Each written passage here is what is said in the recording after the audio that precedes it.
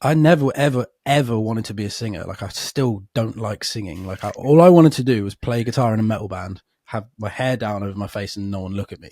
Like, that is literally what I wanted to do. Music, I'm sure, is the same to you. It gives me something that nothing else does. It gives me like a satisfaction and a accomplishment that nothing else does. And none of the songs were doing that for me. So weirdly, this new album, we wrote the whole thing while I was going through like a period of sobriety. But then I recorded the whole thing basically in blackout. Deaf Havana hold a special place in my heart because I was one of the earlier people to hear this band back in the early days of MySpace. This is in 2005, 2006. I was at university in a heavy rock band of my own. And our bassist, a guy with the name of Ian Hodgkinson, said, "You got to check out my friend's band from back in Norfolk." We looked at their page. They had this cool vintage American classic car kind of design to it. But more importantly, the songs were light years better than our songs in our band. We knew in that moment, this band, Deaf Havana, were going to make it. And they did. And over the years, they've evolved their sound. What started as a kind of harder metal sound eventually revealed one of the more incredible singers and songwriters to come out of the UK rock scene. And they're about to release a new album a week from now called We're Never Getting Out. And I'm delighted to have some time to chat to that singer, songwriter, and guitarist, James Veck-Gilodi. James, welcome. Thank you for being here. Thank you so much for having me. Thank you so much for having me. I didn't know you knew Ian. That's crazy. Yes, yeah, he's still one of my absolute best friends in the world today. Yeah, we were in a heavy rock band at the time, and yeah, we heard your music. And I was like, well, fucking wow, that's the bar, folks. So it's been cool to watch the career develop over the years, and to hear that sound evolve has been fascinating too. Now, talking about this new album you've got, what's really interesting, I think, for the context of this, is that you wrote an album and then you scrapped it to then write this one, which I presume is a very difficult decision to make. I'm curious to know what led to that decision and how did that impact the songwriting that you then did for the album that we now have coming out? Yeah, it kind of might seem like a dumb decision to people on the outside, but it's it's something that I never normally do. I normally just finish a record and I'm like, that'll do.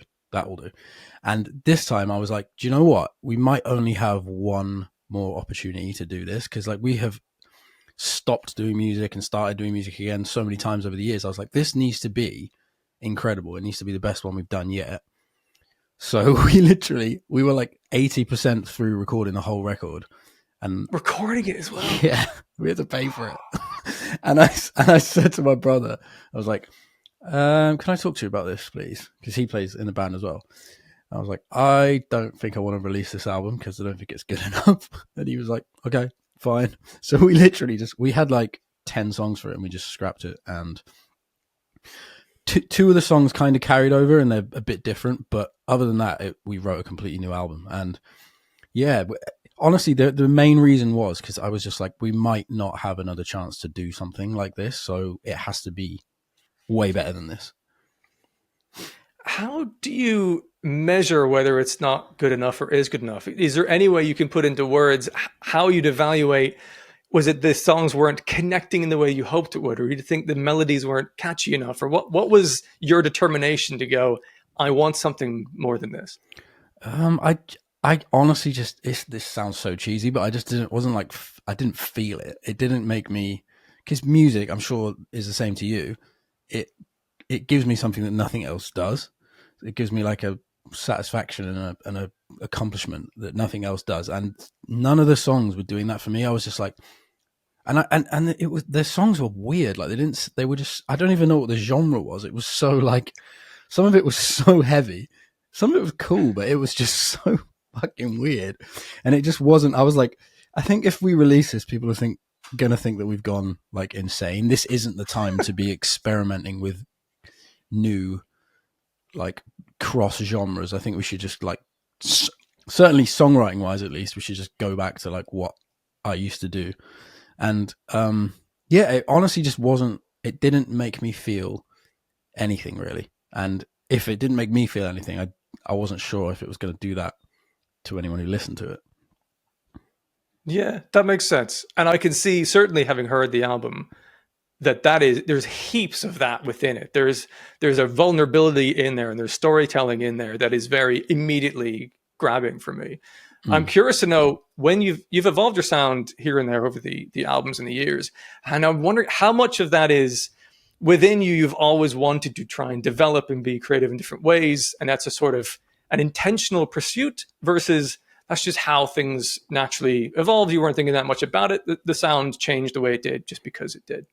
Yeah, most of the time it is honestly just naturally how it evolved. But we have got one album called Rituals, which is like way poppier and way synthier than everything else, and that was kind of probably a mistake, but it was kind of a conscious decision to be like, I want to try something a little bit more poppy. But that album was so rushed as well. Like, we wrote it in a studio. Like, we were a month away from finishing recording that album, and we only had like 8 songs, so it was really rushed, and kind of I regret some of that. But yeah, other than that particular one, Rituals, it kind of, the thing is, I like quite a lot of different types of music, so I'm always like trying to get everything into this one outlet, which might throw some people off. But yeah, it's mainly just been sort of naturally how things have evolved. Yeah. I mean, certainly you can say, perhaps it's fair enough, it's your experience. You can regret that, but at the same time, you will have learned from that, and it will inform how you approach perhaps your next record or songs. Yeah. And interestingly to me, I was listening to this album, and it's quite an interesting soundscape you've gone for. I was listening to it, and I was hearing moments of like, this sounds like Kings of Leon, or references from like Bruce Springsteen, or Gaslight Anthem, which I guess is kind of a proxy for Bruce Springsteen, exactly. Or like Stereophonics. But the drums, I mean, certainly compared to Deaf Havana of old, the drums are kind of quiet. They're incidental, but they support a kind of interesting mood. There's some very unusual guitar tones and things. Yeah. Wow. Did you have an idea of the kind of overall sound you wanted to approach for this record in particular? Well, songwriting wise, I'm always going to be influenced by like Bruce Springsteen and stuff like that, and the bigger moments are definitely influenced by that. But in terms of like textures and sounds, I just wanted something that was a bit more. I wanted the classic songwriting with like a slightly more interesting like soundscape. So that a lot of that was down to our producer George, who's like a really good friend of mine. He wrote a lot of the record with us as well. And yeah, like there's just a lot of it. It all comes down to like where we recorded it. So some of the stuff we used on it, like a lot of the. I mean, we can get into that if you want. There's just a lot of like weird stuff on there that wouldn't normally be on albums. Yeah, I'm listening because I enjoy the ear candy of that. Because at the center of it, there is essentially vocals and guitar, but there's moments around it of like almost synths or a guitar with an odd effect, and it's kind of, or there's percussive noises. They're like, that's an interesting choice. What is that? I'm sure there's a moment where it's like, is that a shaky egg at some point? Like there's interesting little bits of ear candy. Yeah. Are they there to create like a longevity? So as you listen to it more, you notice little details on repeat listens. Yeah, exactly. So we did a lot of like weird, like some of the percussion is like actually someone talking, and we like put it in, like there's loads of weird stuff. And then there's like a noise in lawn tennis, which is in my old house, where we recorded a load of it in like my old house. One of my radiators had like a loose top bit, and I just leant on it one day and I was like, it's pretty cool noise. So we just recorded that, and it's really loud in the song. Like it's just like bang in the verses. Is that? Oh yeah. Because there was also in the song "Break," there's a moment after you say I'm going to break, and then there's a kind of, what was that sound made from? Do you remember? Oh, I have no idea. It is probably something weird. And then there's a really weird noise in like the like after the chorus of "Break." There's like a wow, wow, wow thing, which is like, that is like a George playing one note on a bass with reverb, and then he reversed it and fucked it up a bit, and then we just pitched it to the different. There's so much weird stuff on there. That was one of my questions I had here. It's like, what is that like wompy guitar sound? It's a bass. It's a bass. Yeah. But reversed, like, geez. Yeah, but reversed with the reverb, so it goes like, you know what I mean? It's so weird. It's so weird, but it helps make a song stand out a little bit, and it adds a bit of texture that I think is enriching in some ways. It's interesting. It piques the interest of the listener. Very cool. And one song in particular as well was a very interesting start. The title track of "We're Never Getting Out" Weird, starts, and it's like we're entering a horror movie. Yeah, There's a sort of like that's kind of what we but then wanted. that develops into a song. Is that what you were going for? The song is that song in particular that almost didn't go on the album, which is weird because the album's called that now. But I didn't think that was as good as the other ones, but I just like the title and I really like the mood of it. But the song's about like feeling oppressed in London and feeling like you're never going to get out and it's like eating you alive. And I just wanted it to sound like that. So we kind of just, it's just two notes which are a semitone apart played at the same time, which is why it sounds horrible. Wow, that's so interesting. One of the kind of signature things of Deaf Havana is, of course, your voice. I am a huge fan of just the tone of the character of your voice. Was there a point in your youth where you realized or someone told you that they recognized that your voice was something out of the ordinary? Like someone goes like, hang on, you've got a real ability there. Or is that something you have honed over time and learned how to have this full-bodied vocals you now have? I honestly think it was, I've definitely got much better. Like when I was younger, it was a lot more like out of control and I didn't really know what I was doing. But the tone of it has pretty much, that's unfortunately, I think you either have that or you don't. Like you can't really learn that. I don't think. I think it's just the sound of how my voice when I sing. It's just like I was just born with that, I think, which is, I don't mean that in an arrogant way at all. It is just like literally luck. But I never ever wanted to be a singer. Like I still don't like singing. Like all I wanted to do was play guitar in a metal band, have my hair down over my face and no one look at me. Like that is literally what I wanted to do. And then I think Ian was involved in this actually. When we were like 14, we recorded a cover of a song called Emotion Sickness by Silverchair, if you know that band. And the other guy in our band was a screamer, like the front man. And so I just sang it. And after we listened to it back, we were like, you got a pretty good voice. But I think that was like the first time I ever really like thought, oh, maybe I should sing. But I never wanted to be a singer. Yeah, at the point where you need to step into those frontman shoes when the singing lineup changed, did you? It sounds like from what you're saying, there would have been a bit of nervousness about that because it's not what you necessarily wanted. Yeah. But did you have a moment when you thought, actually, maybe I can creatively grow in this way, or experiment, or write some music and challenge myself vocally? Did you feel a little bit of an excitement over what you could do on a musical level? Yeah, I definitely did, because it obviously allowed me to write more and learn how to write. Because before that, I wasn't really writing. I was writing lyrics, but I wasn't really writing songs. I was just writing parts and then getting someone else to sing them. So it definitely excited me in like the writing options and stuff. But I was I'm still really nervous I'm quite an anxious human being. But when I was younger, I was really nervous. So I really didn't want to be the singer. So I think the nerves were overwhelming rather than excitement. Okay. Wow, that's tough. Jeez, 20 years of that must be quite challenging. One of the things I think also helps Deaf Havana to stand out is the choruses are massive and sing along in so many of the ways. This is something that fascinates me endlessly because music is a technical craft, but also there's something that's kind of human and intangible about it. Do you have any guidelines in your head of how you assess whether a chorus is good enough or you need to keep working on it? What is the key to a great chorus, do you think?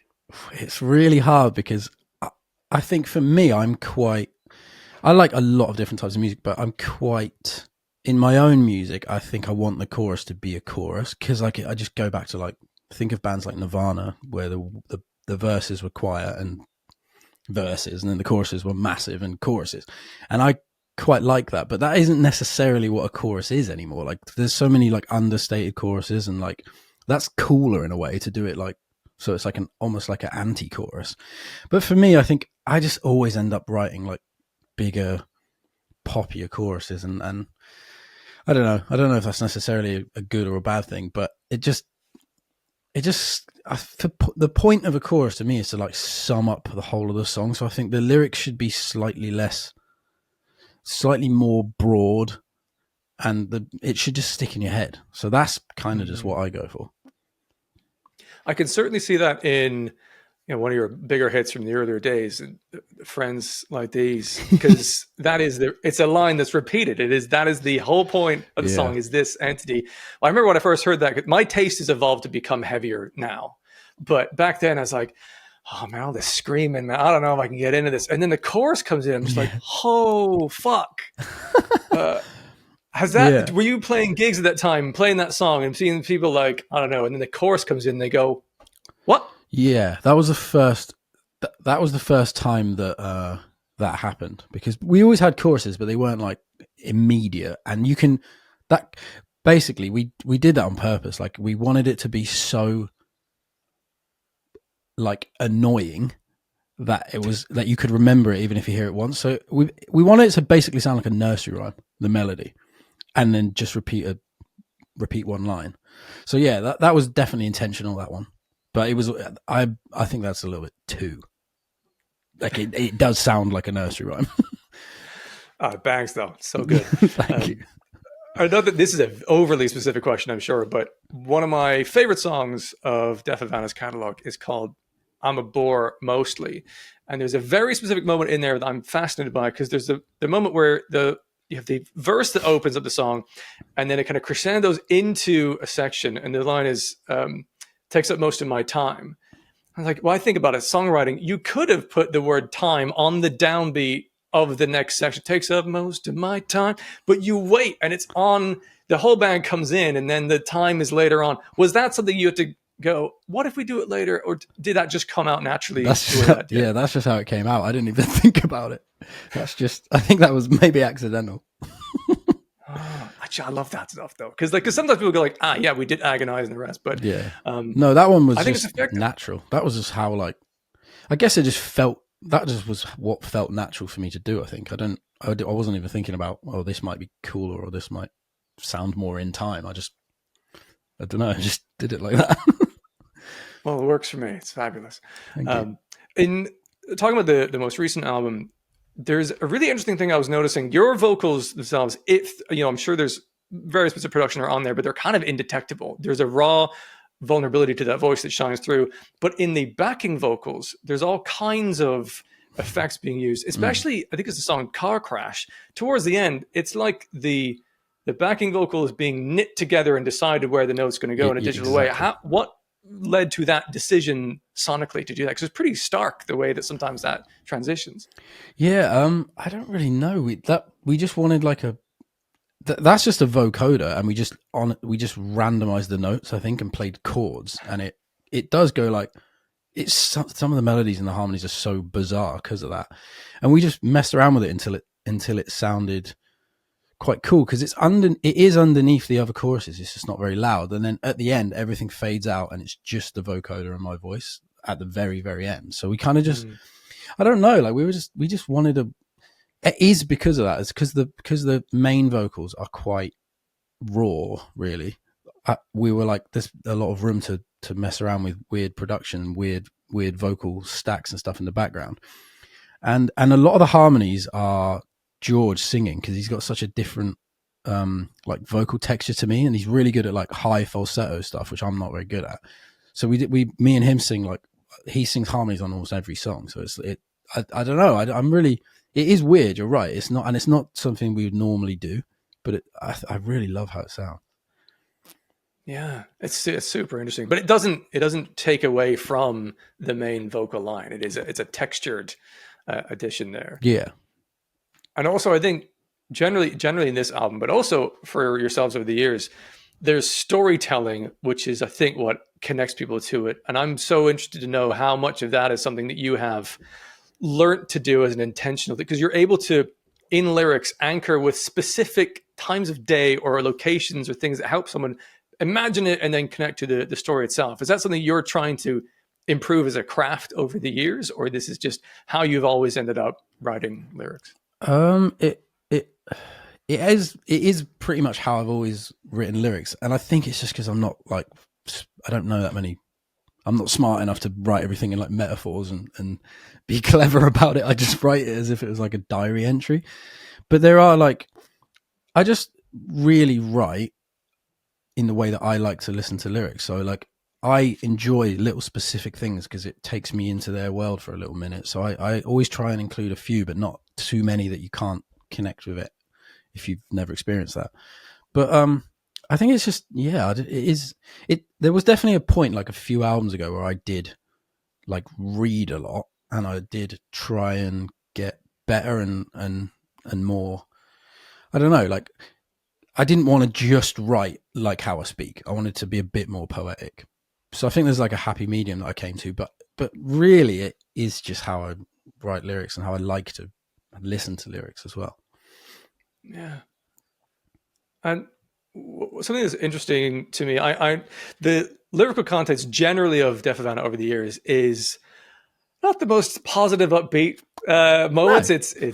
It's real. It's life. It's the struggles of loneliness and hardships. And I'm aware that you have had your own challenges with alcohol over the years. What Mm-hmm. I'm interested to know is, have you noticed in yourself a difference between like when you're sober and writing? Does that feel different? Does that create different kind of music? Or when you're recording and when you listen to music in the past that you've recorded, can you hear a difference in your own delivery? Because I can't tell the difference. I'm kind of on the outside, but have you noticed a difference in the musical creativity based on your history of that? I think I used to like use the excuse that like booze was like writer's fuel, but I honestly think it's the opposite. I think like because so weirdly, this new album we wrote the whole thing while I was going through like a period of sobriety, but then I recorded the whole thing basically in blackout. So I Wow. don't, yeah. So I definitely don't hear a difference in my voice because I've recorded every single album I've recorded. I've been hammered when I've recorded it, Okay. but I'm sober now, which is thankful and hopefully the last time. But Yeah. we wrote that whole thing while I was trying to get sober, and I wasn't in a good mental place. I was miserable every day, but I was not intoxicated. So I don't know. I think I'm better. I think I'm definitely better at writing when I'm not drinking. But I mean, I've got to be better at singing when I don't drink as well because it's just factual. But I have been drunk every time I recorded, which is mad. That's so interesting that we have that yet to look forward to. Like at some point you will record Yeah, in full exactly. sobriety, and it'll be really interesting to hear. Perhaps then we'll know. But yeah, that's so fascinating. Yes, Um, it's weird. But I yeah, definitely used it as a. It wasn't like I was like slopping around all over the place. I was just constantly drinking, and I drank for so long that it didn't really. I don't think it affected me that much, and I've developed over the years and learnt to sing whilst doing that. So I wonder if it just mm, because I can't personally hear a difference in my voice recorded when I'm sober or drunk, which is weird. yeah. You see, you're lucky enough. You've got a good enough voice that even under alcohol, it's not really been that negatively affected. It still sounds good, Yeah, I which I know. guess is probably tricky because it means like, well, then I can just like drink and there won't be a problem. Yeah, it was, but live on tour, it was definitely a problem because I'd lose my voice like Right. after like two shows. But then on the sober tours I've done, I didn't lose my voice at all, and I barely like warm up or anything. So I think it definitely affects that. Sure. Well, that's great. I know you've, over the many years of albums, you've been on various labels of different sizes. I was wondering if there's anything you could impart as wisdom to anyone who is looking to be in a band themselves. What are the things to look out for when you're trying to assess, like, is this label going to be the right move for me or not? What are the kind of pitfalls that you've learned from over the years yourself? I've definitely learned that just because it's a major label doesn't mean that's going to be good, and in fact, quite the opposite. Because we signed to like BMG, which is a major, and it was amazing for one album because the two people that signed us were like huge music fans, but then they left, and we didn't have like a key man clause, which is where if the person that signed you who really is invested in you leaves the label, you can leave as well. We didn't have that, Oh, so we were stuck on it with these new people that didn't care because that's the same label as like Coldplay, Adele, like the biggest bands in the world. So they're not going to care about a band that sells, I don't know, 10,000 albums. Like they're not going to care about us. So yeah, I would say don't be like, and remember, you have to pay that money back. That's not like free money. So we're still in debt to them. So I would say don't be blinded by like zeros and go after stuff that's going to allow you creative freedom and not try and get you to do certain things. Like they were always telling me to like lose weight and stuff, and it was, I don't know, it was just weird. It was bizarre. I mean, I was a lot bigger at that point, but still, leave me alone. Yeah. Yeah, I could see those. It rings a bell, and I remember Real Big Fish got signed to a major label, and they were like, "We're on the same label as like the Backstreet Boys. They're not going to spend any energy on our little records. They're going to do Backstreet Boys stuff." Exactly what happens. You get lost in the roster, and you just, people are like, "Oh, are you signed to us? Forgot about that." It's just, that's my experience. I have friends who have done it, and they said it was great, but for us, it wasn't a good experience. So how do you manage that now? What is your kind of core value set that you need a relationship like that to have in order to, you go like, yeah, let's work on this thing together? How do you determine that they're going to honor the side that they say that they will, essentially? It's hard. You have to spend a lot. Luckily, the label we're on now, the guys there are like so. They're just music fans, and they really do care about us as humans. Excuse me.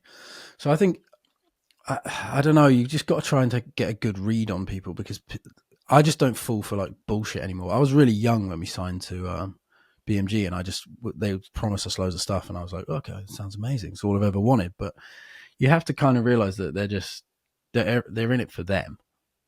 I think a lot of people. So it is hard, because it's like anything. It's like meeting anyone. You have to try and determine whether they're a genuine human being and whether they are going to do what they say they're going to do, and you have to be on them as well. Like you have to like keep reminded them, like we had to go into our record label office and sit them down and actually physically play the new demos to them, just so I was certain that they'd listen to them. And luckily it worked. They were like, yeah, this is great. But I think the thing that I always am rubbish at is staying on top of stuff. Like I just write songs and I get lost in my little world and forget about it. And you do really need someone in the band who's like on it all the time. Yeah, I guess I've asked you to solve an unsolvable puzzle in life, which is that people, you always have to try and hope and understand and trust them if you can, but the certainty of that is never fully certain. Exactly. Unless you build long-term relationships, I suppose. Yeah. Tricky. Yeah. But I'm sure there were some fun moments along the way with some of those things. For example, I was obviously diving through your discography in the last couple of days leading up to our chat here, and I didn't realize that you did a collaboration with Busted.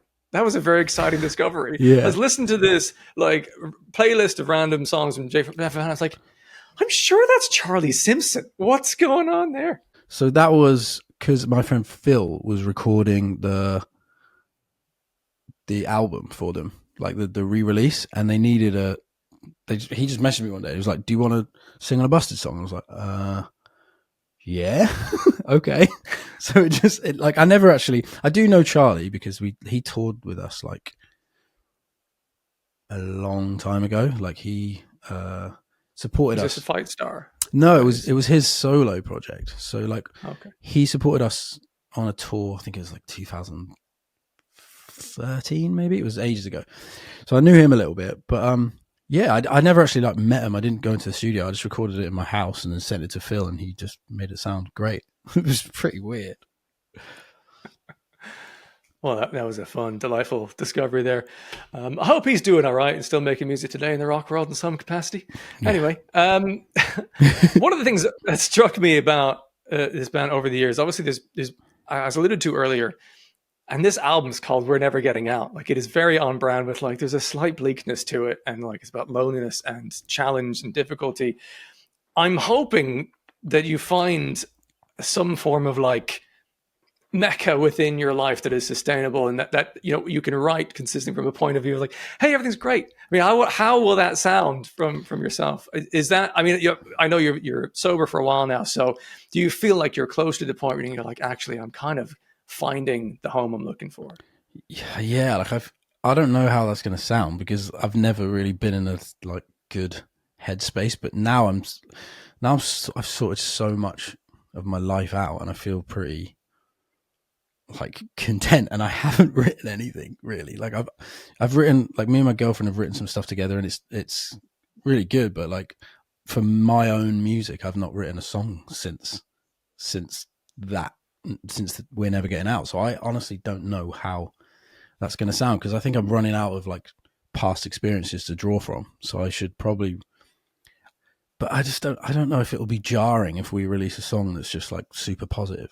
Because I don't think I've ever released a positive song, which is probably a bad thing. Oh, there's got to be one. I can't think of one now. There's got to be. I don't think there is. Well, I guess Friends Like These, there's a sort of positivity to that. We've got great friends currently. Yeah, I think it was like, I think we meant it in like a sarcastic way though, because it's F you don't know what we have.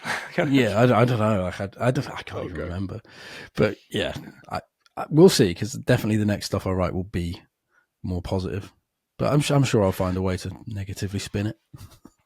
Yes, because all of the emotions exist, and there will be positive emotions that you will connect to in a raw way, that you'll express in a way that you will hopefully find that same feeling you got with this album that you're about to release, where you go like, this is the stuff I connect, this I feel something with this. I've no doubt you will find that in other ventures in future for yourselves as well. I hope so. Thank you.